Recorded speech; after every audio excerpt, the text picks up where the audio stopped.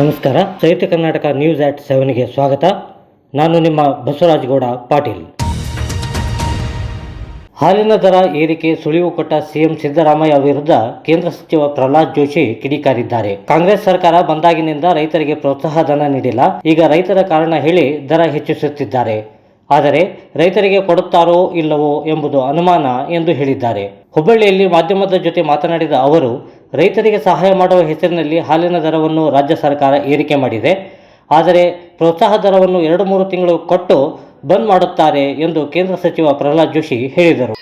ಇದು ಸಹಿತ ಕೊಡ್ತಾರಿಲ್ಲ ಡೌಟು, ಕೊಟ್ಟರು 2-3 ತಿಂಗಳು ಕೊಟ್ಟು ಬಂದ್ ಮಾಡ್ತಾರೆ. KMF ಅದೇ ದಾರಿಯಲ್ಲಿ ಹೊರಟಿದೆ. ಗುತ್ತಿಗೆದಾರನಿಂದ 30 ಲಕ್ಷಕ್ಕೆ ಬೇಡಿಕೆ ಇಟ್ಟು ಜೀವ ಬೆದರಿಕೆ ಹಾಕಿರುವ ಆರೋಪದಡಿ ರಾಜರಾಜೇಶ್ವರಿ ನಗರ ಕ್ಷೇತ್ರದ ಬಿಜೆಪಿ ಶಾಸಕ ಮುನಿರತ್ನ ವಿರುದ್ಧ ಪೊಲೀಸ್ ಠಾಣೆಯಲ್ಲಿ 2 ಪ್ರತ್ಯೇಕ ಪ್ರಕರಣಗಳು ದಾಖಲಾಗಿವೆ. ಮುನಿರತ್ನ ಸಾಹೇಬರು ನನಗೆ ಧಮಕಿ ಹಾಕಿದ್ದಾರೆ, ಆಮೇಲೆ ದುಡ್ಡಿಗೆ ಬೇಡಿಕೆ ಇಟ್ಟಿದ್ದಾರೆ, ಆಮೇಲೆ ಕೆಲಸ ಮಾಡೋಕ್ಕೆ ಬಿಡ್ತಾ ಇಲ್ಲ ನನಗೆ ವಾರ್ಡ್ನಲ್ಲಿ. ನಾನು ಪೌರ ಕಾರ್ಮಿಕರ ಜೊತೆಲಿ ಎಲ್ಲ ದಲಿತರು, ಅವ್ರ ಜೊತೆಯಲ್ಲಿ ನಾನು ಬೆಳಗ್ಗೆ 6 ಗಂಟೆಗೆ ಎದ್ದು ಬಂತೀನಿ, 5:15ಗೆಲ್ಲ ವಾರ್ಡಿಗೆ ಬಂದುಬಿಡ್ತೀನಿ. ವಾರ್ಡಿಗೆ ಬಂದಾಗ ಅವ್ರ ಜೊತೆ ಕಾಫಿ ಟೀ ತಿಂಡಿ ತಿನ್ನೋಂಥ ಕೆಲಸ ಎಲ್ಲ ಮಾಡ್ತೀನಿ. ಯಾಕೆ ಅವ್ರ ಜೊತೆ ನೀನು ತಿಂಡಿ ತಿಂತಿ, ಆ ದಲಿತರ ಜೊತೆಲಿ ತಿಂದು ತಟ್ಟೆಗೆ ಎತ್ತು ಬಿಡ್ತಾರೆ.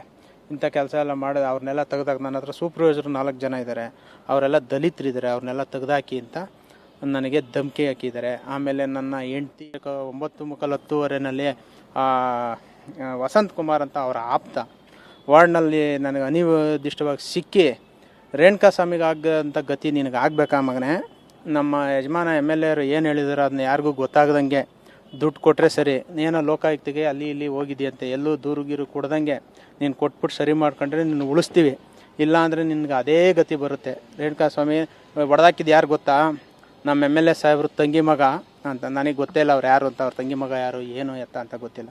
ಹಂಗಾಗಿ ನಾನು ಭಾಳ ನೊಂದ್ಬಿಟ್ಟು ಇವತ್ತು ಪ್ರೆಸ್ ಕಾನ್ಫರೆನ್ಸ್ ಮಾಡಿ ಇವತ್ತು ದೂರು ಕೊಡ್ತಾಯಿದ್ದೀನಿ.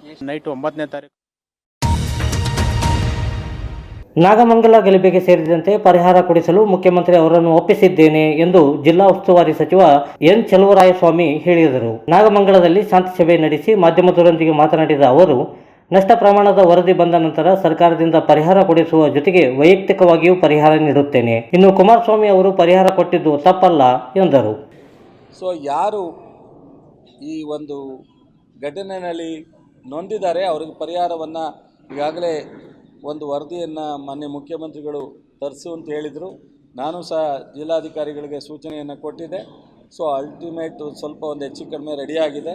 ಇವತ್ತು ನಾಳೆ ಒಳಗಡೆ ಸರ್ಕಾರಕ್ಕೆ ತಲುಪುತ್ತೆ. ಕೂಡಲೇ ಆ ಪರಿಹಾರವನ್ನು ವಿತರಣೆ ಮಾಡ್ತೀವಿ. ಜೊತೆಗೆ ನಾನು ವೈಯಕ್ತಿಕವಾಗೂ ನಾನು ಮೊನ್ನೆಲೇ ಕೊಡ್ಬೋದಾಯಿತು, ಆದರೆ ಯಾರ್ಯಾರ್ದು ಎಷ್ಟೆಷ್ಟು ಆಗಿದೆ, ಸರ್ಕಾರ ಯಾವ ರೀತಿ ನಾವು ತೀರ್ಮಾನ ತಗೋತೀವಿ, ಆ ಟೈಮ್ನಲ್ಲಿ ನಾನು ಯಾರಿಗೆ ಸ್ವಲ್ಪ ಮ್ಯಾನೇಜ್ ಮಾಡಲಿಕ್ಕೆ ಸಾಧ್ಯ ಇದನ್ನೆಲ್ಲ ನೋಡಿ ಮಾಡೋಣ ಅಂಥೇಳಿ ನಾನು ಒಂದು 2-3 ದಿವಸ ತಡೆದಿದ್ದೀನಿ. ನಿನ್ನೆ ಕುಮಾರಸ್ವಾಮಿಯವರು ಸಹ ಬಂದು ಒಂದಷ್ಟು ಜನಕ್ಕೆ ಪರಿಹಾರ ಕೊಟ್ಟಿದ್ದಾರೆ. ಅವ್ರಿಗೂ ಸಹ ನನ್ನ ಕ್ಷೇತ್ರದ ಯಾರು ನೊಂದಿದ್ದಾರೆ ಅವ್ರ ಪರವಾಗಿ ನಾನು ಧನ್ಯವಾದಗಳನ್ನ ಹೇಳ್ತೀನಿ. ಹಿಂಸಾಚಾರ ಪೀಡಿತ ಮಂಡ್ಯ ಜಿಲ್ಲೆಯ ನಾಗಮಂಗಲ ಪಟ್ಟಣದಲ್ಲಿ ಈಗ ಪರಿಸ್ಥಿತಿ ಶಾಂತವಾಗಿದ್ದು ಯಾವುದೇ ಅಹಿತಕರ ಘಟನೆಗಳು ನಡೆಯದಂತೆ ಕ್ರಮ ಕೈಗೊಳ್ಳಲಾಗಿದೆ ಎಂದು ಗೃಹ ಸಚಿವ ಡಾಕ್ಟರ್ ಜಿ. ಪರಮೇಶ್ವರ್ ಅವರು ಹೇಳಿದ್ದಾರೆ. ಬಿಜೆಪಿಯವರು ನಾಗಮಂಗಲಕ್ಕೆ ಸತ್ಯಶೋಧನಾ ತಂಡ ಕಳುಹಿಸಿರುವ ಕುರಿತು ಪ್ರಶ್ನೆಗೆ ಉತ್ತರಿಸಿದ ಪರಮೇಶ್ವರ್, ಅವರ ಸತ್ಯಶೋಧನೆಯಿಂದ ಏನಾದರೂ ಸತ್ಯಾಂಶ ಹೊರಬಂದರೆ ನಾವು ಪರಿಶೀಲಿಸುತ್ತೇವೆ. ಇದು ನಮ್ಮ ಕೆಲಸವನ್ನು ಸ್ವಲ್ಪ ಮಟ್ಟಿಗೆ ಸುಲಭ ಮಾಡುತ್ತದೆ ಎಂದರು.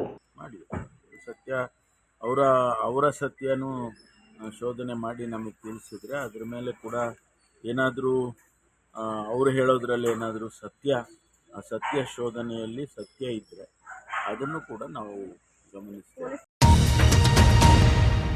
ಜಗಜ್ಯೋತಿ ಬಸವಣ್ಣನವರು ದೇವರು ಮತ್ತು ಭಕ್ತರ ನಡುವೆ ಇರುವ ಮಧ್ಯವರ್ತಿಗಳನ್ನು ತೆಗೆದುಹಾಕುವ ಕೆಲಸ ಮಾಡಿದ್ದರು ಎಂದು ಮಾಜಿ ಮುಖ್ಯಮಂತ್ರಿ ಬಸವರಾಜ ಬೊಮ್ಮಾಯಿ ಹೇಳಿದ್ದಾರೆ. ಲಂಡನ್ ಪ್ರವಾಸದಲ್ಲಿರುವ ಅವರು ಲಂಡನ್ನಲ್ಲಿ ಬಸವೇಶ್ವರ ಮೂರ್ತಿಗೆ ಮಾಲಾರ್ಪಣೆ ಮಾಡಿ ಗೌರವ ನಮನ ಸಲ್ಲಿಸಿ ಮಾತನಾಡಿದರು. ಬಸವಣ್ಣನವರು ವಚನಗಳ ಮೂಲಕ ಕನ್ನಡ ಸಾಹಿತ್ಯ ಕ್ಷೇತ್ರಕ್ಕೂ ಕೊಡುಗೆ ನೀಡಿದ್ದು ಅವು ಇಂದಿಗೂ ನಮ್ಮೆಲ್ಲರ ಜೀವನಕ್ಕೆ ಪ್ರೇರಣೆಯಾಗಿವೆ ಎಂದರು.